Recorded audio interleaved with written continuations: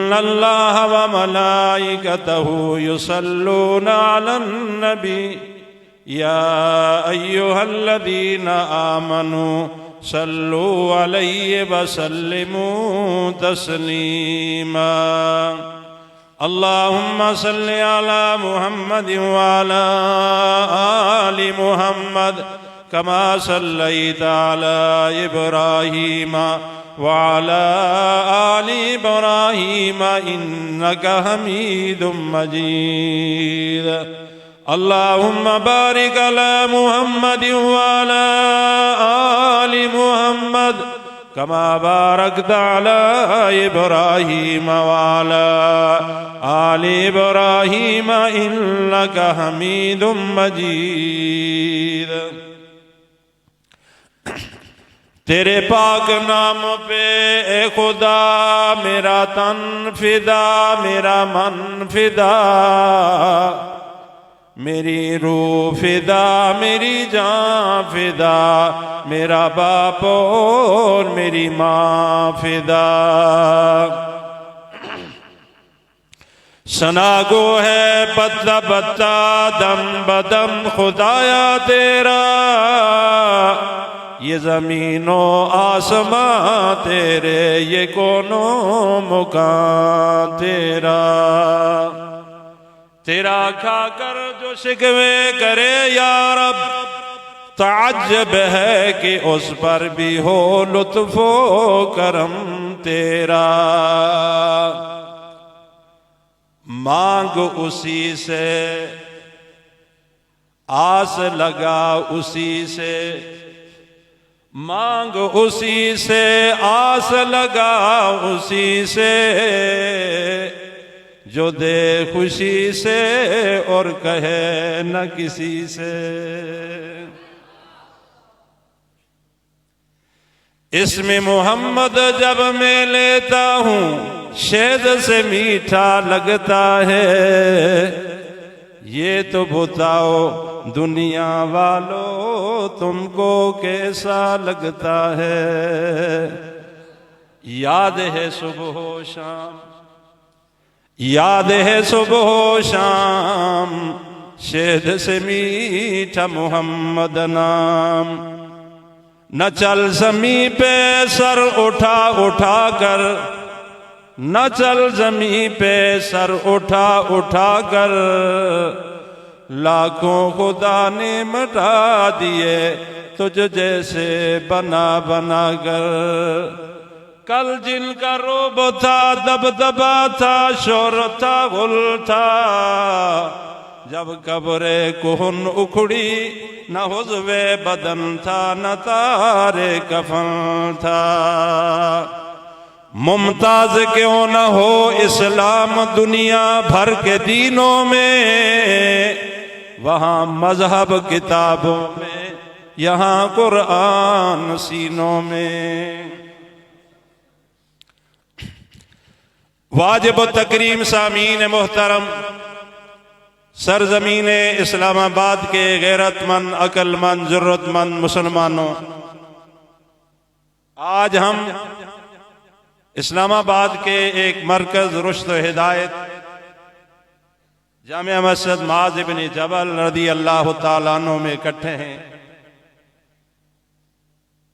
मेरे दाएं बाएं खुशी की बात यह है कि आज तमाम पाकिस्तान की मजहबी और सियासी नुमाइंदे जमातों के मौजूद हैं।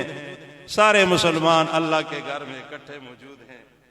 अल्लाह का करोड़ दफा शुक्र कि एक ऐसा मरकज होना चाहिए, जिस तरह बाप के पास जाकर के बंदा बैठ जाता है, माँ के पास बैठ जाता है, वहाँ ऐसा मरकज भी होना चाहिए कि दुनिया के दुखों के मारे हुए सुख लेकर के किसी जगह में बैठ सके। तवज्जो पूरी रहे। ये चूंकि हजरत मौलाना अबू बकर हमीद साबरी साहब बड़े बाप के बेटे हैं और ये दूसरे को फंसाने का गौर जानते हैं, रात को हमें फंसा लिया इस तरह कि उन्होंने कहा कि मेरा भाई जो है मौलाना उस्मान मुआविया भी दर्स निज़ामी मुकम्मल करके फारुग हो चुके हैं। तो मेरे जहन में फौरन मौलाना मोहम्मद ज़ियाउल कासमी की बात आ गई। कहा कि मैं शदीद बीमार था, एक बंदा मेरे पास आया, उन्होंने कहा कि इतना सफर करके मेरी बेटी का आपने निकाह पढ़ाना है। तो उन्होंने कहा कि मेरा जिस्म इजाजत नहीं देता कि मैं इतना सफर कर सकूं। तो वो भी बड़ा मौलाना साहब की तरह अक्लमंद था, फंसाने का तरीका जानता था, तवज्जो रहे। उसने क्या काम किया कि शादी का कार्ड लिखा और नीचे जहां बुलाने वाले का नाम लिखते हैं ना, माशाल्लाह हमारे स्नेटर साहब भी तशरीफ फरमाए। खुशी की बात है, ऐसे लोग हों मस्जिद में आकर के बैठे महराब में तो बंदे को खुशी हो। अल्लाह की शान, उन्होंने नीचे जो दावतनामा था जहां बाप का नाम लिखना था वहां इनका नाम लिख दिया, बुलाने वाले मौलाना मोहम्मद ज़ियाउल कासमी। और खुद कार्ड लेकर के नहीं आए, रजिस्ट्री कर दिया। उन्होंने खोला तो कहा मौलाना मोहम्मद उस्मान बेग साहब को, कहने लगे यार अब तो कुछ करना ही पड़ेगा कि बाप की जगह में जब हमारा नाम लिखा है तो इसको लाज तो रखनी पड़ेगी। हजरत वहां गए तो उन्होंने जो खिताब किया उसकी बात मैं आपके सामने अर्ज करता हूं, फिर आगे चलते हैं। हजरत ने फरमाया कि आज मैं इस जगह में आया हूं तो मुझे इस निकाह पढ़ाते हुए वही मंजर नजर आ रहा है जो खातून जन्नत हजरत सैयदा फातिमा रज़ी अल्लाह तआला अन्हा के निकाह का था कि बाबा जी ने सारी बातें कहने के बाद फरमाया, अम्मी बेटी सारी खुशियां तुम्हारा बाप तुम्हें दे सकता है, लेकिन एक खुशी और कमी में पूरी नहीं कर सकता, वो मांग का न होना।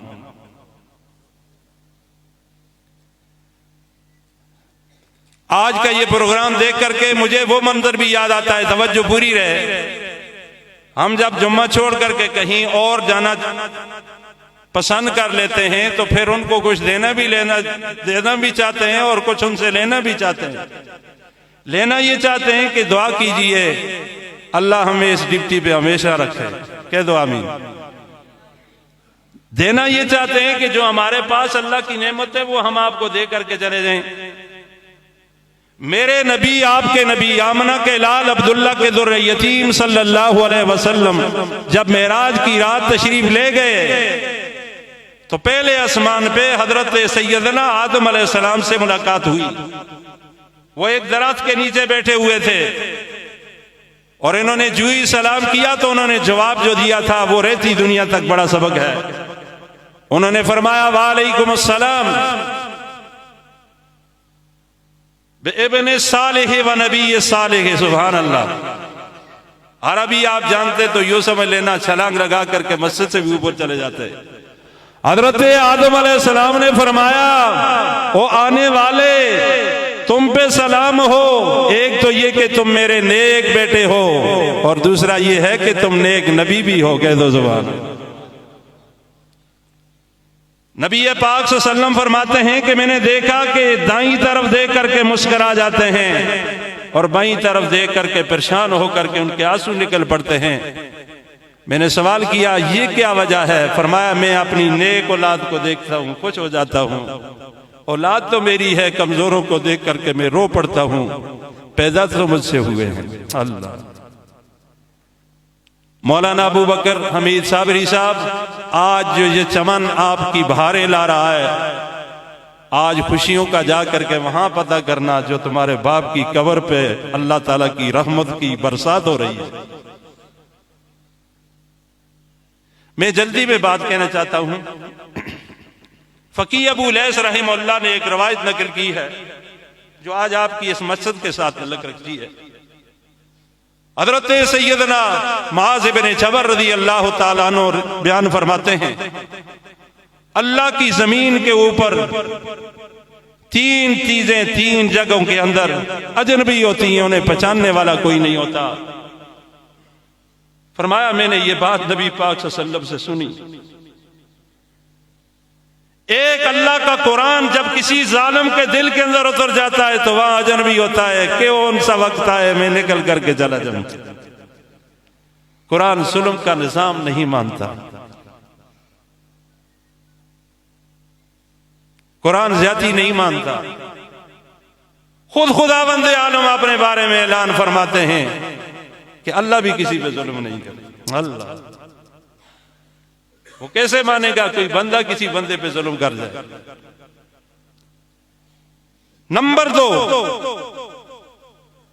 अल्लाह के पाक पैगंबर अलैहिस्सलाम ने इरशाद फरमाया, नेक आदमी बुरे लोगों के अंदर जाकर के बैठ जाए, वो अजनबी है जहां तक वहां से उठे ना। तजर्बा कर लेना, उस माशरे में जाकर के बैठ जाएं जहां आपकी पहचान ना हो, आपके साथ क्या सलूक होगा। नंबर 3, आज हमारे घरों की हालत यही है मुसलमानों। फरमाया कि जहां अल्लाह का कुरान मौजूद हो और उस अल्लाह के कुरान की वहां तलावत भी ना की जाए, उस पर अमल भी ना किया जाए, वो कहता है मैं अजनबी के घर में आ गया, मुझे कोई जानने वाला नहीं है। इस इस्लामाबाद के मरकज में रहने वालों,